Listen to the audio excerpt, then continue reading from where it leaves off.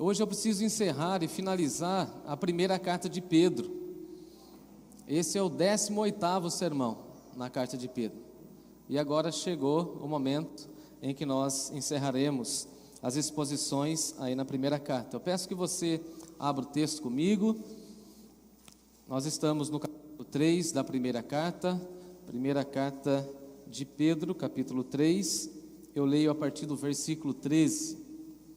Evangelho segundo Pedro, capítulo 3, de 13 a 22. Diz assim o texto sagrado: Ora, quem é que vos há de maltratar, se fordes zelosos do que é bom? Mas ainda que venhais a sofrer por causa da justiça, bem-aventurados sois. Não vos amedronteis, portanto, com as suas ameaças, nem fiqueis alarmados. Antes santificai a Cristo como Senhor em vosso coração, estando sempre preparados para responder todo aquele que vos pedir razão da esperança que há em vós, fazendo-o todavia com mansidão e temor, com boa consciência, de modo que naquilo em que falam contra vós outros, fiquem envergonhados aqueles que difamam o vosso bom procedimento em Cristo. Porque se for da vontade de Deus, é melhor que sofrais por praticardes aquilo que é bom do que praticando aquilo que é mal. Pois também Cristo morreu uma única vez pelos pecados, o justo pelos injustos, para conduzir-vos a Deus, morto sim na carne, mas vivificado no Espírito, no qual também foi e pregou aos espíritos em prisão, os quais, noutro tempo, foram desobedientes quanto à longanimidade de Deus, porque aguardava nos dias de Noé, enquanto se preparava a arca, no qual poucos, a saber, 8 pessoas, foram salvas através da água, o qual, figurando o batismo, agora também vos salva, não sendo a remoção da imundície da carne, mas a indagação de uma boa consciência para com Deus, por meio da ressurreição de Jesus Cristo, o qual, depois de ir para o céu, está à destra de Deus, ficando-lhe subordinados os anjos e potestades e poderes. Que Deus abençoe essa palavra em nossos corações. Amém? Vamos orar?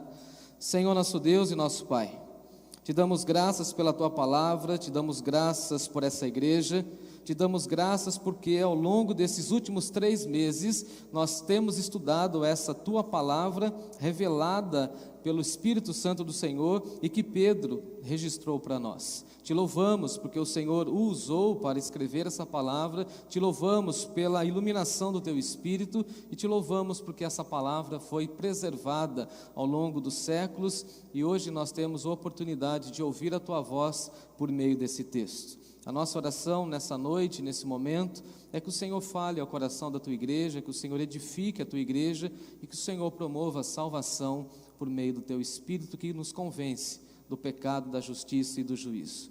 Fale ao nosso coração, Senhor. Sê com a Tua igreja aqui reunida, com os nossos irmãos que estão nos acompanhando em suas casas. Essa é a nossa oração em nome de Jesus. Amém. Amém. Os irmãos podem se assentar. O nosso tema de hoje é a longanimidade segundo o exemplo de Cristo. Nós estamos aqui no centro da carta, chegamos no centro da carta. Pela manhã eu falei a respeito dos pastores, da liderança da igreja, mas agora faltava esse texto para nós completar toda a carta. Então nós estamos no centro da carta do apóstolo Pedro, e a pergunta é, o que ele tem para nos dizer aqui no centro?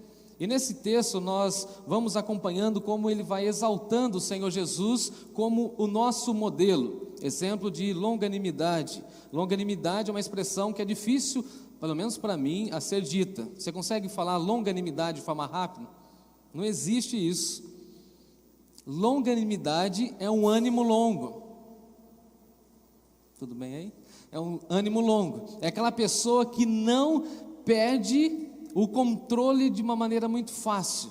É aquela pessoa que está sempre animada. Longanimidade tem a ver com constância, com coragem. É aquela pessoa que não se desanima diante das dificuldades da vida. É aquela pessoa que está com bom humor o tempo inteiro.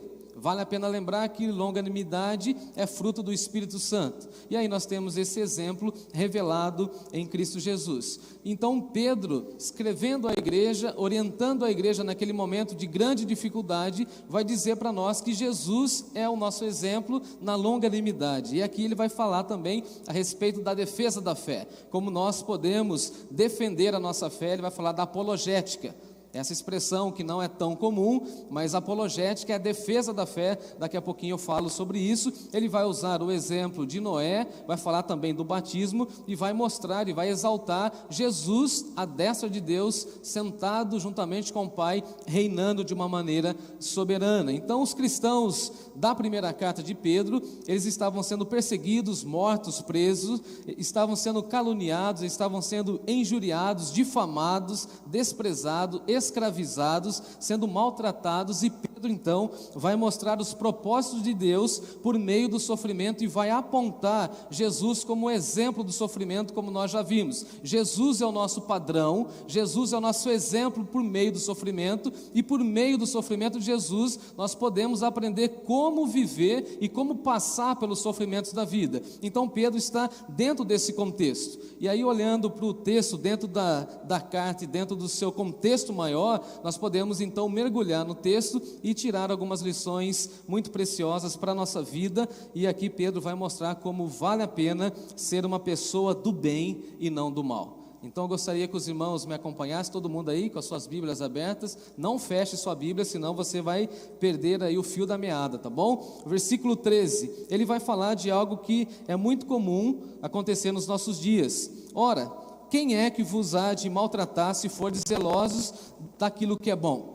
Como que vão maltratar vocês, sendo que vocês praticam a bondade? É uma pergunta retórica de Pedro, em que Pedro está linkando esse texto com o seu contexto maior. Mas o que é interessante é o seguinte: mesmo nós sendo muito bondosos, ou sendo do bem, nós sofremos com a maldade do mundo, sim ou não? Sofremos com a maldade do mundo. Então essa é a pergunta de Pedro: como que vocês, sendo muito zelosos, vocês podem sofrer com a maldade do mundo? Como que fica isso? E Pedro então vai fazer esse link, ele vai juntar esse texto com o texto que estava anterior. E no texto que estava anterior nós temos uma promessa de Deus, e a promessa de Deus é o seguinte: que Deus abençoaria os justos, mas que Deus castigaria, que Deus puniria os maldosos. E essa é a promessa que Pedro está resgatando para a nossa vida e também para o nosso entendimento, que Deus vai punir as pessoas maldosas e que Deus vai abençoar os justos, as pessoas que estão vivendo a partir do referencial da bondade de nosso Deus. Então, numa situação normal, ninguém é maltratado por praticar o bem, mas Pedro está falando o seguinte: olha, isso é possível. E os irmãos aqui já confirmaram que é possível, mesmo fazendo bem para as pessoas, sofrer por conta da maldade. É triste, mas às vezes nós sofremos porque amamos o bem e praticamos o bem com zelo.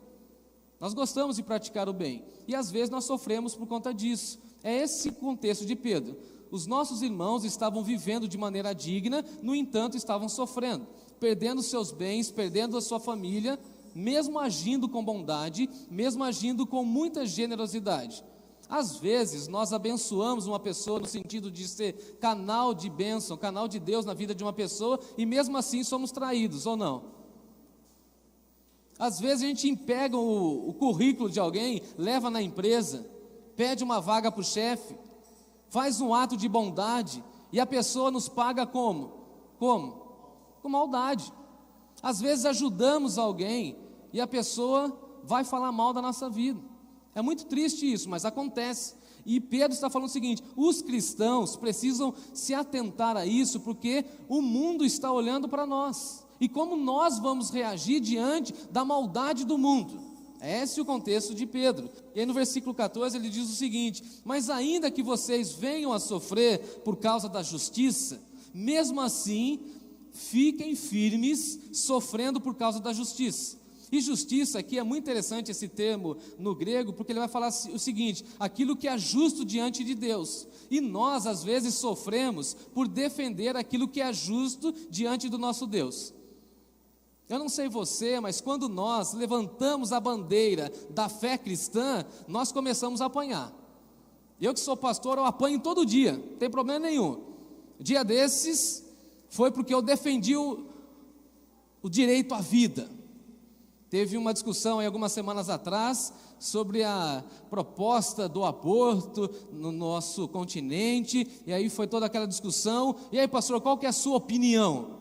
Num grupo aí de cristãos no WhatsApp, qual que é a sua opinião? A minha opinião é em relação à vida.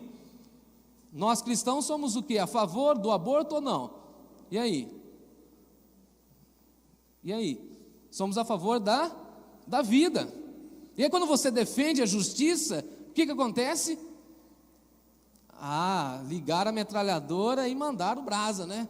Não, você é retrógrado, você é antigo, você é quadrado, você é legalista. Qual que é o padrão de casamento? Qual que é o padrão de sexualidade que nós temos? Está na onde? Está na cartilha do mundo ou está na Bíblia?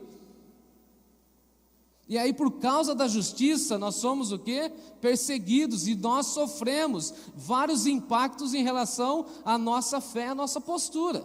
Então é só defender a fé cristã, é só levantar a bandeira, ou é só declarar que somos cristãos, diria Pedro, nós já sofremos por conta da justiça, e somos perseguidos, somos cerceados. As pessoas deixam de falar conosco porque sabem a nossa fé. Acontece com você ou não? Disseram que eu era louco, porque na semana passada nós tivemos aqui o culto e eu pensava que meus vizinhos não ficavam prestando atenção na minha vida, porque particularmente eu trabalho tanto, eu não fico vendo a vida de ninguém, mas as pessoas estão de olho na nossa vida. Eu sempre falo isso para vocês: crente vigia porque os seus vizinhos estão de olho em você. Aí o meu vizinho falou assim: Jefferson, dia de Páscoa, rapaz, domingo, onde você estava saindo aí, 6 e pouco da manhã? Fiquei com vontade de falar uma verdade para ele, né? Tipo, você tem a ver com isso, né? Falei: rapaz, fui lá no culto da ressurreição na igreja. Culto da ressurreição, Jesus ressuscitou no domingo de manhã, e aí nós estávamos juntos lá. O que teve lá? Teve música, pregação, gente muito bonita na igreja, bem arrumado, uma mesa comprida, café da manhã, café da manhã. Eu pensei que ele estava todo animado, sabe? Eu falei: não, cara, você é louco. Eu falei: não, sou cristão, cara. Louco é você que não crê nessa mensagem, que está seguindo um caminho que não vai levar a lugar nenhum, e lá na frente você vai ver e vai lembrar disso, e vai falar assim: eu acho que o Jefferson tinha razão, de crer em Deus, de crer na ressurreição de Jesus. E quantas vezes nós sofremos por conta da justiça, por defender aquilo que é justo, aquilo que é correto. Pedro está falando, aqueles nossos irmãos do primeiro século estavam sofrendo por conta da justiça, e nós hoje também sofremos por defender aquilo que é correto, aquilo que é justo, mesmo que seja justo, inclusive para a nossa casa, para a nossa vida. E aí os cristãos do primeiro século precisavam entender uma verdade que é uma verdade para nós hoje, que nós somos considerados bem-aventurados.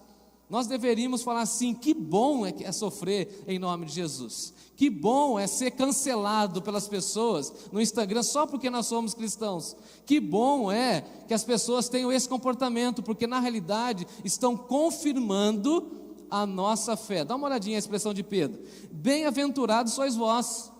Ao invés de vocês ficarem tristes, ao invés de procurar terapia porque as pessoas estão perseguindo você, na realidade, sabe o que vocês deveriam fazer? Dizer o seguinte: eu sou extremamente feliz, bem-aventurado, porque essa expressão no grego é o seguinte: felicíssimo. E qual é a nossa reação diante da perseguição e diante do sofrimento? Como a gente reage? Igual Pedro? Sim ou não?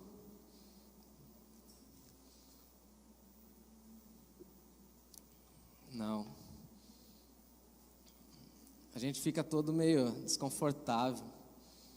Parece que não ensinaram para nós que ser cristão também é ser perseguido, também é sofrer o mesmo que sofreu o Cristo Jesus. E como vamos revidar, como vamos lidar com tudo isso?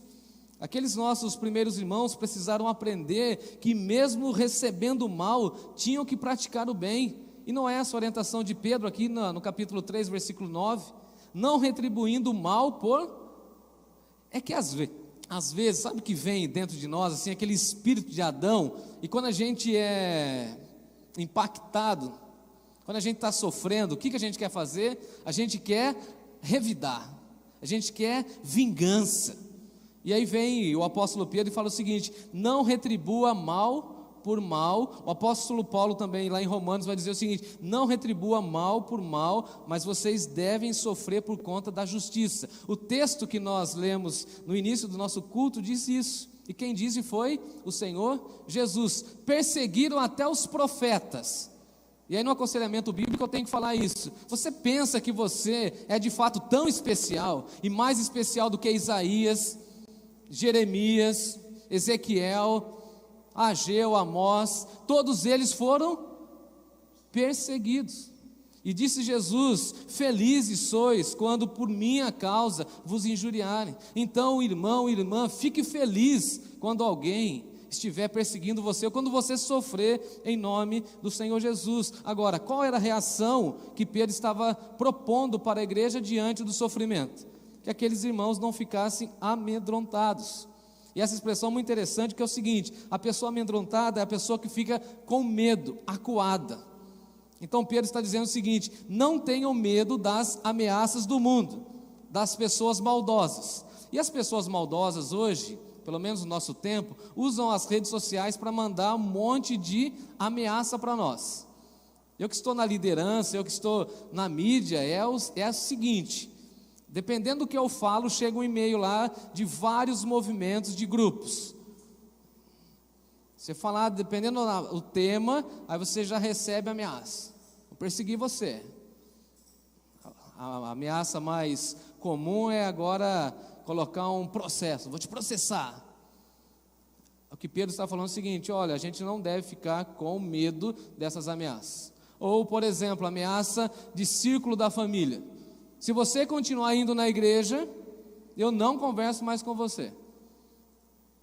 Tem uma pessoa que nós estávamos acompanhando durante toda a pandemia, estava extremamente engajada na igreja, eu estava até pensando que eu iria batizá-la, mas por pressão da família, a família pressionou de uma tal maneira, falou o seguinte: se você continuar indo na igreja, o que é isso? Uma ameaça. O que Pedro está dizendo é o seguinte: não fiquem com medo, com os insultos, com as ameaças. Precisamos superar isso. E não podemos também ficar alarmados, porque alarmados é quando a pessoa está assustada. Não fique assustado, não fique com medo. Mas Pedro vai falar o seguinte: antes, versículo 15, santificai a Cristo como Senhor em vosso coração. Os sofrimentos, as perseguições, as lutas que os cristãos sofrem não podem gerar em nós murmurações ou revolta, mas deve gerar em nós uma busca pela santificação. Pedro estava dizendo o seguinte: olha, quando você é perseguido, quando você é injuriado, você tem que pensar no seu testemunho, porque os nossos sofrimentos se tornam grandes oportunidades para darmos um testemunho da nossa fé em Cristo Jesus. Os cristãos não devem temer os inimigos, aqueles que estão nos ameaçando, mas devem se submeter e confiar tão somente em Deus. Antes, santificai a Cristo em vosso coração. E a expressão aqui, coração, ele vai falar da nossa interioridade. Santifique Cristo no seu coração. E aí então eu posso dizer o seguinte: que santificar a Cristo é honrá-lo como Senhor, é santificá-lo como Senhor na nossa vida, no nosso interior, reconhecendo que Ele é Senhor de todas as áreas da nossa vida. O que está na moda agora é o seguinte: Jesus é Senhor somente nessa área, mas não nessa área. Uma pergunta que eu tive que responder uma vez: pastor, se Jesus é o meu Senhor, Ele vai mexer em todas as áreas da minha vida? É claro que sim, todas as áreas. Na sexualidade, muda ou não muda? Quando a gente aceita Jesus, sim ou não? A forma como a gente lida com o dinheiro, a forma como a gente lida com a família, a forma como a gente lida com os vizinhos. Lembra lá do meu vizinho? O velho Adão, lá o velho Jefferson queria falar o que para ele? Eu não te devo satisfação nenhuma. Fiquei com vontade de falar assim. Mas isso revela a Cristo Jesus? Ele poderia falar assim para mim, como ímpio: mas eu estou olhando para você, tentando ver se você caminha com Jesus. Estão entendendo? Então o que Pedro está nos ensinando é o seguinte: nós precisamos santificar Cristo Jesus no nosso coração. Agora, um dos problemas que nós enfrentamos hoje é que as pessoas chamam Jesus de Senhor, mas não se submetem e não seguem as suas orientações. É assim ou não é? Na hora do culto, levanta a mão, chora, ajoelha, confessa, se emociona. Aí você fala assim: mas Jesus está guiando a sua vida, Jesus está te orientando. Quando você vai tomar as decisões, você consulta Jesus. Isso é santificar a Cristo no seu coração, diante das decisões da vida, é perguntar qual é a vontade dEle para a sua vida. Se nós falamos que Ele é o Senhor da nossa vida, nós precisamos entender que não existe mais a nossa vontade, e nós gostamos muito de falar isso, não é? Não, mas isso não está acontecendo da minha vontade, isso não está de acordo com o meu jeito. Agora a pergunta cristã é o seguinte: quem disse que é você que comanda? Se Ele é o Senhor, e se você está santificando o seu coração na presença dEle, e se você está andando com Ele, não é mais aquilo que eu e você queremos, é aquilo que Ele sabe o que é melhor para nós. Não é aquilo que eu desejo, é aquilo que Jesus vai me ensinar de acordo com a vontade de Deus. E agora sim, se nós declaramos que Jesus Cristo é o Senhor, nós devemos seguir as suas orientações, a sua vontade, fazer a vontade de Deus, cumprir as ordenanças, levar a sério a jornada do discipulado. É interessante que aqui Pedro está citando Isaías capítulo 8, versículo 13. E lá em Isaías capítulo 8, versículo 13, o povo de Deus estava sendo instruído a não temer os exércitos invasores dos assírios, mas adorar a Deus. O contexto de Isaías é muito interessante.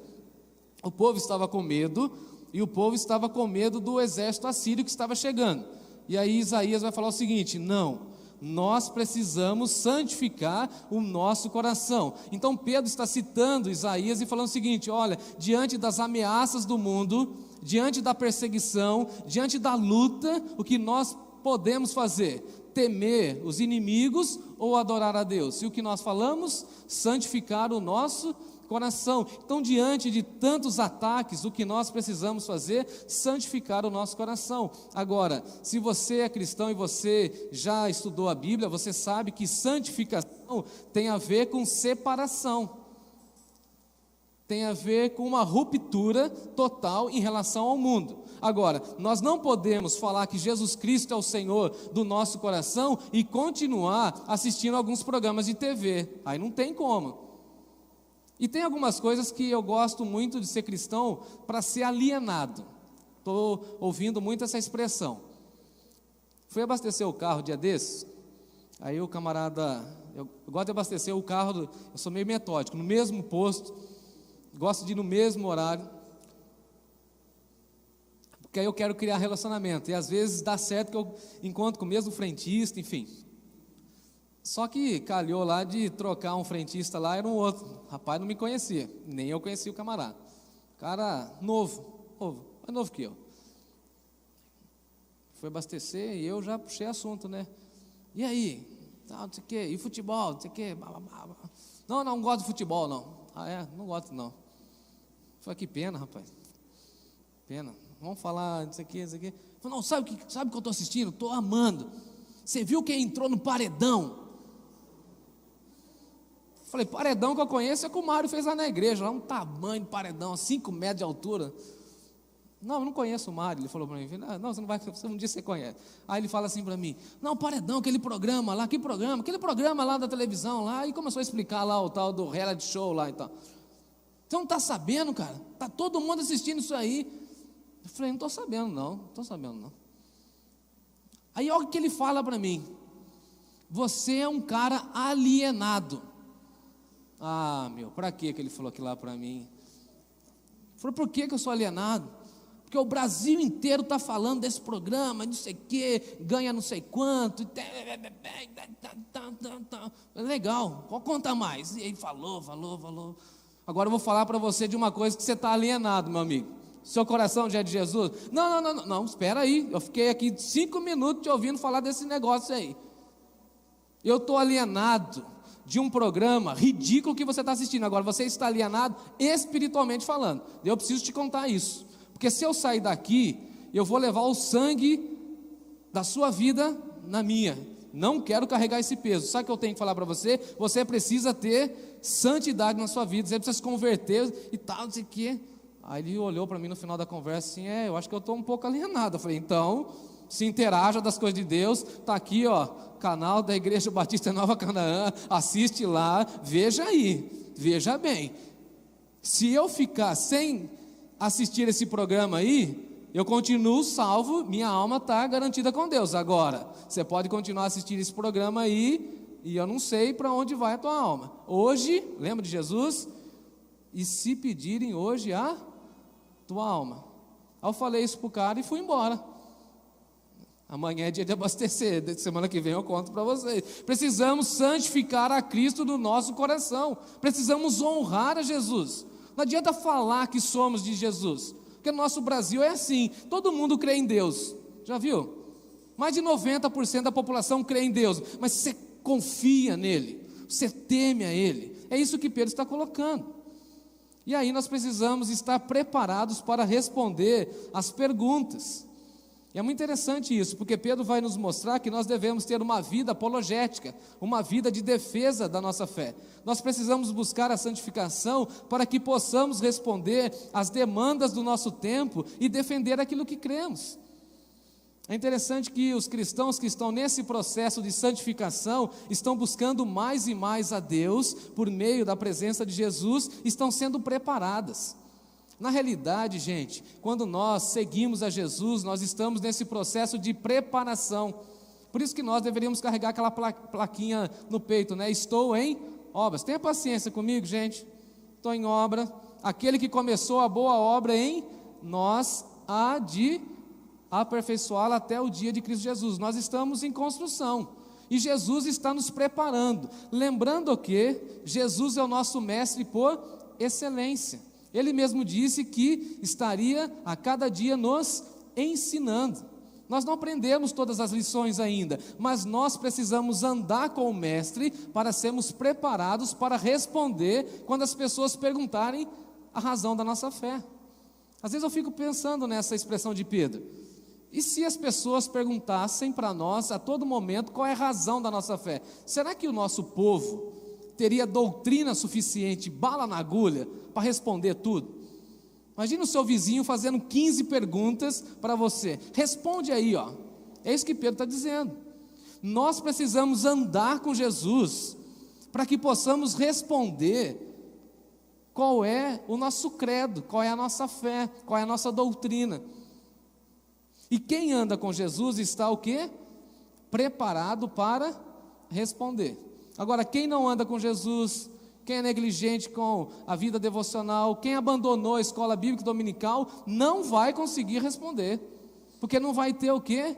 Bagagem, porque não está andando, não está alimentado pela palavra. Então veja, Pedro está dizendo o seguinte: uma vez que nós estamos no processo de santificação, Jesus vai nos preparando para que nós possamos responder a razão da nossa fé. E o que é responder? Falar aquilo que cremos, falar a razão da nossa esperança. Agora uma pergunta: você tem esperança no seu coração? Qual é a esperança que há na sua vida? Quando alguém chegar para você e falar assim: por que você crê na ressurreição? Qual que é a resposta que você vai dar? Eu gostei de uma irmã outro dia, falou assim: pastor, nós precisamos criar na nossa igreja um aplicativo. Eu falei: irmã, está moderna, né? Gostei. Aí ela falou assim: lá no aplicativo, pastor, tem que ter um botãozinho assim: fale com o meu pastor. Eu falei: por que, irmã? Porque quando eu não souber responder, eu clico lá e a pessoa vai para você. Eu falei: por que a senhora não aprende? Ô, pastor, pega leve aí. Aprenda para você responder as questões da sua fé. Se alguém chegar para você e falar assim: por que você crê em Jesus? Responde você. Ela está perguntando não para mim, para você. Veja a nossa responsabilidade. Eu e você estamos sendo o quê, irmãos e irmãs? Preparados. Quem anda com Jesus tem uma lição todo santo dia. E nós precisamos ficar atentos ao que Deus está falando ao nosso coração. Agora, tem muita gente que vai defender a fé, mas vai defender a fé com uma postura de rivalidade ou até mesmo truculenta. Eu já fui assim, confessando o pecado agora. Eu já fui assim quando eu era novo. Quando alguém perguntava alguma coisa, para mim era toma lá da cá. Tanto é que minha mãe até pegou alguns sermões meus antigos lá. Nossa, você pregava só nos profetas menores, né? Eu falei, os profetas menores são contundentes, né? João Batista, né? O Machado está, imagina, dá para a gente ser assim? Eu já me arrependi, conversei com meu Deus, está tudo certo, tá bom? A nossa defesa da fé precisa ser como, gente? Dá uma olhadinha no texto. Com mansidão e temor. Há muitas pessoas que usam a soberba e a arrogância. Eu sei tudo, conheço tudo, estou aqui no meu pedestal de conhecimento. Não, defender a fé é descer para conversar com as pessoas com mansidão. Com mansidão. E às vezes a gente não consegue responder a ponto da pessoa se convencer da fé cristã. Essa foi a minha frustração dia desses. Conversando com um jovem universitário, eu fui, respondi 15 mil perguntas dele, até o momento que eu falei assim, o que eu preciso mais para que ele entenda a fé cristã? Até o ponto que ele falou assim, eu entendi todas as suas colocações, mesmo assim eu não creio. Eu falei, então tudo bem. Aí ele falou assim, eu fiquei preocupado, porque e esse tempo que você passou aí comigo? Eu falei, está tudo certo, tudo certo, tudo certo. Eu tentei, eu fiz, argumentei, conversei, com mansidão, com temor a Deus, lembrando que cada palavra nossa está sendo vista e observada por... Vou defender a minha fé, vou defender com truculência, com raiva, vou tentar mostrar que eu conheço mais Bíblia do que outra pessoa. Não, o que Pedro está dizendo é o seguinte, uma pessoa que está buscando santificação vai responder às outras pessoas com mansidão e temor. Vai responder com uma boa consciência. A questão é o seguinte, quando você colocar a cabeça no travesseiro, como vai ficar a sua consciência? Vai pesar, vai ficar leve? Quando eu deitei naquele dia, eu fiquei leve diante daquele rapaz universitário. Fiz de tudo por ele, orei por ele, coloquei ele nas mãos de Deus. É consciência tranquila, porque a Bíblia vai dizer para nós que o Espírito Santo de Deus vai nos acusar na onde? Na nossa consciência. A pergunta é, e se eu não houvesse falado para ele e para aquele frentista? A minha consciência ia me acusar, como já me acusou algumas vezes.